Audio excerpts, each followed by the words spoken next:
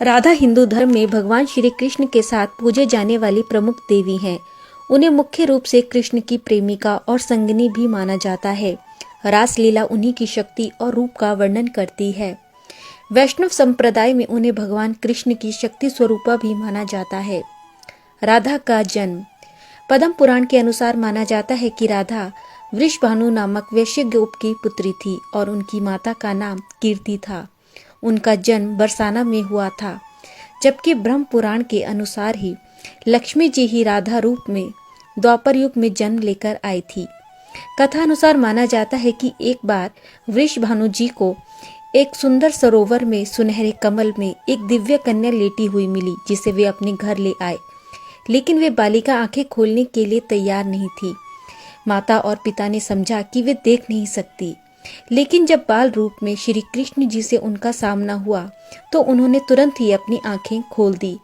माना जाता है कि राधा का जन्म शुक्ल पक्ष की अष्टमी तिथि में 12 बजे सोमवार के दिन हुआ था। इसी दिन को बाद में राधा अष्टमी दिवस के रूप में मनाया जाने लगा। पुराणों में देवी राधा को लक्ष्मी का अवतार बताया गया है। इसी कारण जब भगवान विष्णु ने द्वापर युग में जन्म लिया तो उनकी प्रियतमा लक्ष्मी ने भी राधा के रूप में जन्म लिया। राधा कृष्ण मिलन, और क्या वास्तव में हुआ था उनका विवाह? कृष्ण और राधा ने जब पहली बार एक दूसरे को देखा तो वे एक दूसरे को देखते ही मंत्रमुग्ध होकर खो से गए थे। जहां राधा और कृष्ण पहली बार मिले थे उसे संकेत तीर्थ स्थल कहा जाता है, जहां आज एक मंदिर है। ये स्थान बरसाना और नंदगांव के बीच है। मान्यता है कि पिछले जन्म में ही दोनों ने ये तय कर लिया था कि हमें इस स्थान पर मिलना है। गर्ग संहिता के अनुसार माना जाता है कि एक जंगल में स्वयं ब्रह्मा जी ने राधा और कृष्ण जी का गंधर्व विवाह करवाया था। पौराणिक कथाओं की माने तो राधा को रुक्मणी का आध्यात्मिक अवतार भी माना जाता है।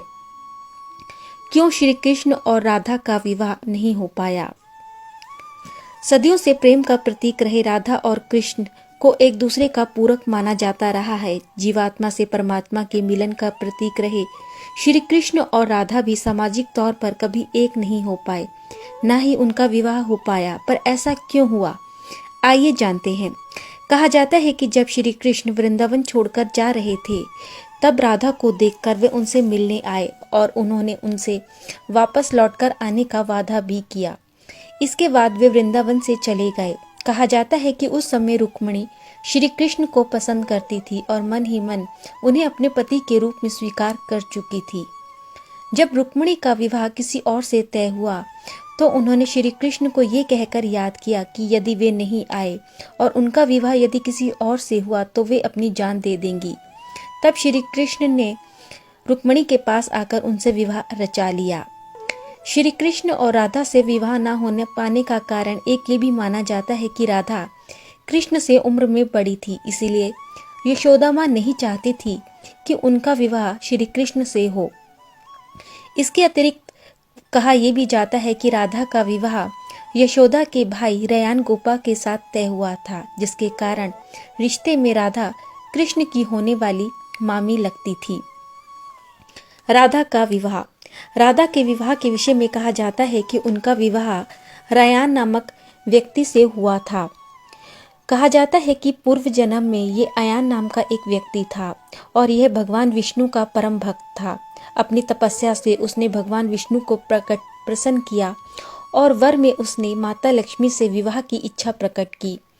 इस वरदान को सुन भगवान विष्णु को क्रोध तो आया, मगर भक्त की इच्छा पूरी करना उनका कर्तव्य था। इसीलिए उन्होंने अयन को वचन दिया कि जब देवी लक्ष्मी का जन्म राधा के रूप में पृथ्वी पर होगा तब तुम्हारा विवाह उनके साथ होगा, पर देवी होने के कारण तुम उन्हें कभी छू नहीं पाओगे।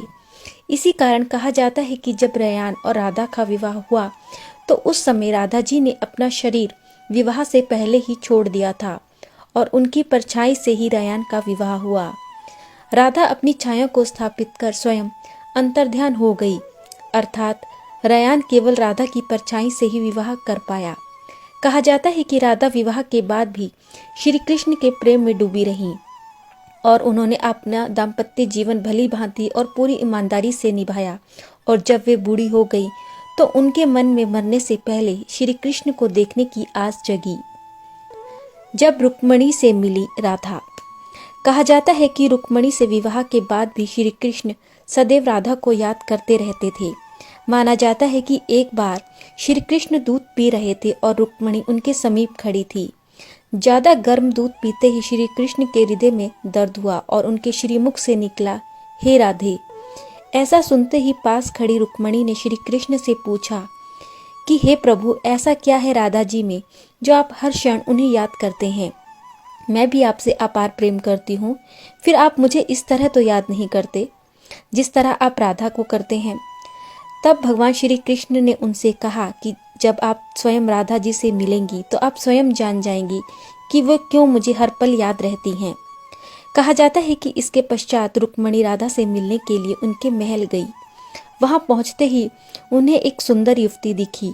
उन्होंने सोचा कि यही राधा है। पास जाने पर उन्हें पता चला कि ये तो उनकी दासी हैं। दासी ने कहा कि राधा जी आपको 7 द्वार के बाद मिलेंगी। रुक्मिणी ने 7 द्वार पार किए और हर द्वार पर उसे एक से एक सुंदर और तेजवान दासी दिखी। दासी को देखकर रुक्मिणी सोचने लगी कि अगर दासियां इतनी रूपवान हैं तो राधा जी स्वयं कैसी होंगी। सोचते हुए रुक्मिणी उनके कक्ष में पहुंची। तभी उन्हें एक सुंदर रूपवान स्त्री दिखी। ये राधा जी ही थी जिनका मुख सूर्य के समान चमक रहा था। रुक्मिणी उन्हें देखते ही उनके चरणों में गिर पड़ी, पर सहसा रुक्मिणी ने देखा कि राधा जी के पूरे शरीर पर छाले पड़े हुए थे।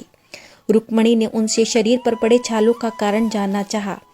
तब राधा ने कहा कि कल आपने श्री कृष्ण को जो गर्म दूध दिया था वे जरूरत से ज्यादा गर्म था, जिससे उनके हृदय में छाले पड़ गए और उनके हृदय में सदैव मेरा ही वास होता है।